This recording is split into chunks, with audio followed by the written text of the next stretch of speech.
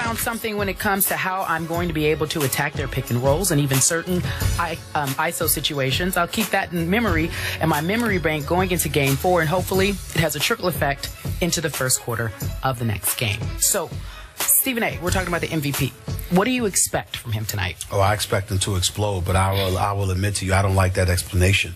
The reason why I don't like that explanation, what the hell are you giving away details for? You're in a battle. Don't tell them what's coming their way. Be quiet and sit there and say, all right, I got it. We'll see game 4. That's what Magic would have done. That's what Bird would have done. That's what Jordan would have done. He'd nod his head. It's just like somebody coming at Jordan like, I figured it out. I think we're going to do this or that. And Jordan was like, what did they say? Oh, okay, we'll see. So when you sitting there and you dissecting it and explaining it away, it's unnecessary. It shows your inexperience, your amateurism there. Steph Curry is, let's be clear, and I don't know if anybody brought this up, and some people are going to look at it and they might take it the wrong way. It might sound a little bit funny, but I'm going to call it like it is because that's what I do. Steph Curry is one of those guys that you can't help but respect. But you also look at him with disgust because he's a pretty boy. Really? Yes, he is. Now, you're more qualified to say that than me, obviously. But what I'm saying is that, Jamie Foxx in the commercial called him the baby face assassin. Okay. That's exactly what he is. You understand? His daughter's just as beautiful and adorable as ever. Adorable. The mama's fine. Gorgeous. You look at him Del Curry, his daddy's a handsome man. He's a handsome young man. This dude is a handsome dude. His mother's beautiful. That's who I was talking about. His mother. Oh, I thought you were talking about his wife, though. Oh, no, I'm sorry. Her too, but I'm just saying, forgive me. The mama is who we get. We usually see the mama. The wife is beautiful too. That's right. Well, of course, but the mama is. Okay. The point that I'm trying to make. The point that I'm trying to make to you is that you look at him, and Skip, you can relate to what I'm about to say. When you and everybody in here, when you are on a basketball court, there is nothing worse than opponents that disgust opponents more than a pretty boy who can ball. Yeah. That's Steph Curry. You look good, you can shoot, you're dropping 40 on people, you're doing all this stuff. And what you want to do is you want to knock him silly. You really, really do. And obviously, that's easier said than done. So when you sit up there and you're talking about, well, I did this wrong, and I just didn't need to do this right. Other guys are like, yeah, we'll see. Because they want to come at you. And he's got the kind of skill set that the only thing you can do to him is get physical with him. The handle is nasty. The jumper's big time. The game is sweet. It's to a point where sometimes it's like, look, when he coming through the screen, just make sure you hit him. Make sure he feels you. And all of a sudden he's like, ow, ow, ow. And that's the only way. Because if he gets going, there's really nothing you can do. And so it would behoove him to just not say anything. Be quiet and just go, all right, cool. We'll see. But don't be giving strategies. Well, pick and roll situations, I think we could do this better and do that better. No, don't say anything. Just go out there and do your thing. Tonight, I believe Steph Curry might drop 40. Wow. Is that your prediction? I think he's going to drop 40. 40? 40. Somewhere close, 35, 40. They're yelling Delhi. So Delhi may stop that from happening, perhaps. So, and you still think the Cavaliers could overcome 40 by Steph Curry? Yeah, because I think LeBron's going to drop 40. Oh, okay. Well, he's averaging 40. That's like saying the sun's going to come up tomorrow, right? That's what he's doing. He scores 40 every game against his team. I believe that tonight Steph Curry will play like the MVP of this league. And I did not have a big problem with what he said. He did not specify what the changes are that he found in the pick and roll or whatever. He just said, I found something. He's planting a little seed of doubt maybe in Delhi's mind, whoever's going to try to pick him up. But my point the other night, I didn't see any major strategic changes, anything dramatic in the fourth quarter. I saw Steph Curry, who just got sick and tired of playing the way he had been playing, hesitating on every other shot. I saw a kid, and he's still a kid, a baby-faced assassin, who started playing like an assassin finally. He started letting it fly. No doubt, I'm just going to shoot this like I mean that I'm going to shoot these shots.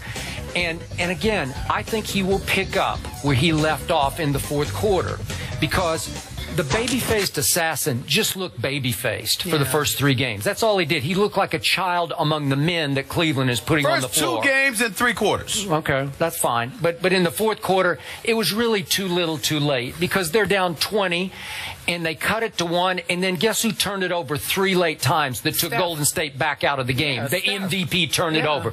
He owes this basketball team this game this night. Right. And I'm looking for several things. I'm looking for 30. I'd be fine with 30. Again, I'm predicting that Golden State's going to even this series. But I want to see 10 assists from him.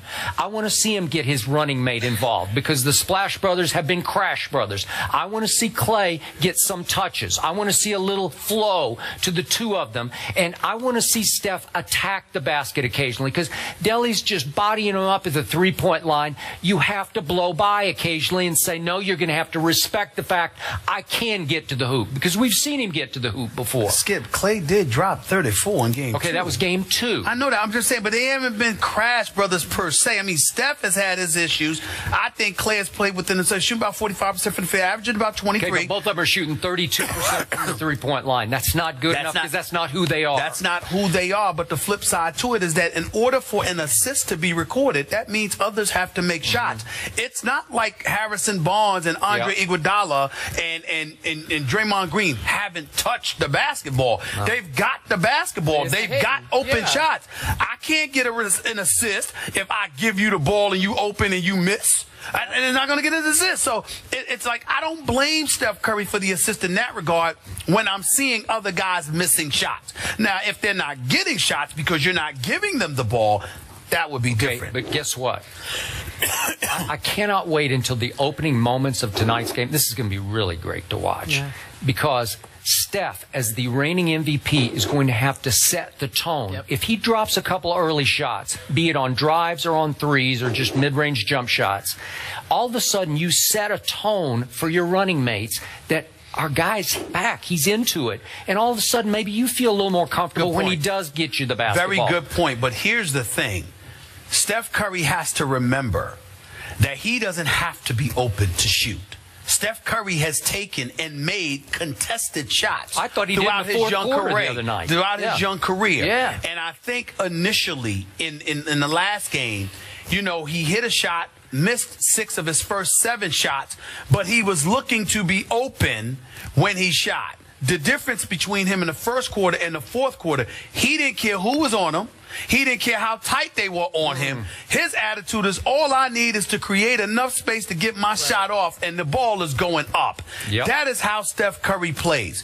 And he has to get back to playing that way. And I believe he will start out tonight very, very aggressively. He will need to in order for them to win this game. I agree. Will we see the babyface assassin tonight? The fellas agree that we will. When we come back, it's Carrie's court, home court. The audience members get an opportunity to talk to Skip and Stephen A. We'll be back in just a few moments. First take on the road for the finals is from Pennsylvania. She drove here, hour and a half away, she said. She got here at 3:30 in the morning. These fans are amazing. And she has a question for you, Stephen A. Smith. My question is, due to LeBron's finals performance this far, do you think that he is starting to get that killer instinct that Kobe and Jordan have? No. That's fair. I appreciate the question, and I'm not taking anything away from LeBron James. But MJ and Kobe don't walk into a final saying, well, I hope we do this. And, you know, whether we win or lose, we're going to give it our best. They never engaged in that kind of verbiage. They entered the final with one mission and one mission in mind, to win. Losing wasn't something that was comprehensible to them. Kobe had to ultimately deal with that twice. 5 times he did not. He won. But that kind of language, lingo, verbiage, that's not in their DNA. LeBron is going to go all out. He's never going to cheat you with a lack of effort or anything like that. He's going to give it all he's got. But in the back of his mind, there is something about him that comes across as being prepared to lose. MJ and Kobe never even contemplated until they absolutely positively had to. Yep. I thank you for that answer because it's an honest, painfully honest answer. But this question's not fair to LeBron James. He does so much great other than this. This is not his strength. Totally agree. The killer instinct. Michael Jordan and Kobe, I'm going to use your favorite expression. Assassins. And snatch your heart out of your chest. That's what both of them intend to do to you when it's time to do it in a fourth quarter. Now, LeBron came up big the other night down the stretch of Game 3. Man, I was proud of him. He hit that big three, and then he made 4 straight clutch big free throws. I thought he played a great Game 7 2 years ago. That's the single best finals game I've ever seen him play after my Spurs got their hearts snatched out of their own chest the game before. You keep mentioning the free throws with LeBron the other day. One other thing I think is important to remember, because I was standing there when Timothy Mozgov did some mistake and LeBron screamed at him, "Get me the damn ball." It wasn't just that he hit the free throws. He was begging for the ball so he could get fouled, so he could go to the free throw line. That is something that's new, because LeBron, even though sometimes he'd make it, sometimes he'd miss it, etc., etc., LeBron wasn't always anxious to get to the free throw line. He has no fear of that now. And then I loved it against Chicago. You remember the turnaround game when he got mad in the huddle because Blatt calls the play for somebody other than LeBron, and he's like, "No, I'm going to take the ball in bounds." And he went up at the clock, obviously it was down to 0, and shot it like he meant it and made it from the corner. Blatt called for him to inbounds the basketball on the final play. Well, that's the kind of stuff that would have got him fired had they lost that series. I hear you. That's just ridiculous. You're right. That's just ridiculous. Ladies and gentlemen, after the break, we're talking about LeBron. Big surprise. What will his stat line be for Game 4? First Take is on the road for the finals. I hope you're enjoying it. We'll be right back in just a few moments. You need to show your jersey, your LeBron